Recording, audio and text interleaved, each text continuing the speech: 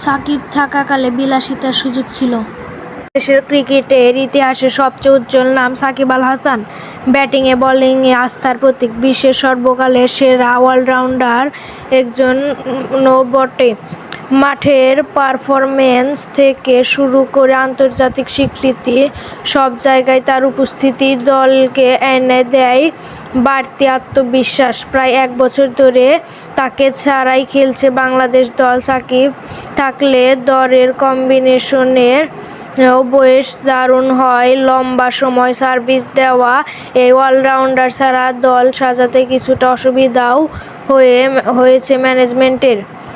কাল কলম্বিয়ার বিপক্ষে শ্রীলঙ্কার শেষ টি-20 সিরিজ নির্ধারণী লড়াইয়ে মাঠে নামবে বাংলাদেশ। তাই আগে আজ ম্যাচ পূর্ব সংবাদ সম্মেলন দলের সিনিয়র সহকারী কোচ মোহাম্মদ সালাউদ্দিন জানান,